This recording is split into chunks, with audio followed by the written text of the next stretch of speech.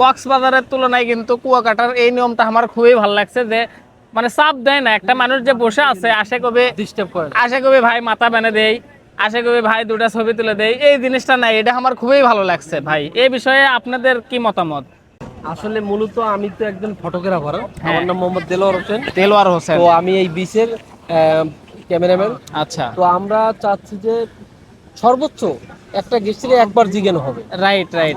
যে স্যার ছবি তুলবেন কিনা হ্যাঁ, বা হ্যাঁ। ম্যাডাম ছবি তুলবেন কিনা।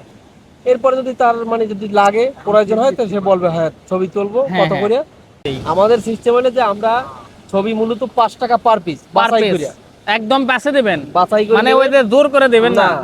আপনার আমি 100 সেই। পিকচার তুললাম, হ্যাঁ। যদি ওখান থেকে আপনার 20টা প্রয়োজন হয় 20টা লাগে 20টাই নিতে পারেন চয়েস মতো, 20টার টাকাই আমাকে দিবেন, মানে বাকিগুলো মুইছে দেব। আপনি 100টা ছবি তোলেন সমস্যা আর নাই, যদি কেউ বলে যে আমি 20টা এভারেজ পছন্দ নেব, হবে 20টাই, মানে বাছাবাছি ছাড়া, হ্যাঁ। সেক্ষেত্রে আমরা 3 টাকা করে দিই। মানে এভারেজ। এভারেজ মনে করেন 100 তুললাম 300 টাকা, বাহ, সেই ঠিক আছে। এটকের এই কিন্তু নিয়মটা আমাদের এখানে বেস্ট। কোনো ডিস্টার্ব নাই, কোনো সিন্ডিকেট নাই, কোনো ঝইঝামেলা নাই, মানে কোনো মানুষের কোনো ডিস্টার্ব করা হবে না। একবার সর্বোচ্চ এটা অনেক ভালো লাগছে ভাই। তার প্রয়োজন সে আমাদের এটা কিনে খুঁজে নেবে। হ্যাঁ, রাইট তা রাইট। আমাদের ডিস্টার্ব করে লাভ কি? না, রাইট।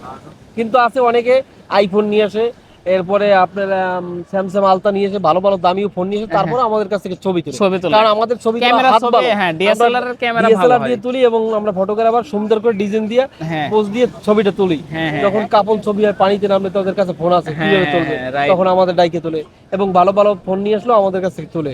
আমাদের হাতে ছবি তোলা ভালো হয়, সুন্দর হবে। তো- আপনারা কুয়াকাটা সাগরকন্যা আইসেন ঘুরতে, অনেক সুন্দর, হ্যাঁ, ভালো লাগবে, দেখতেও মজা হবে।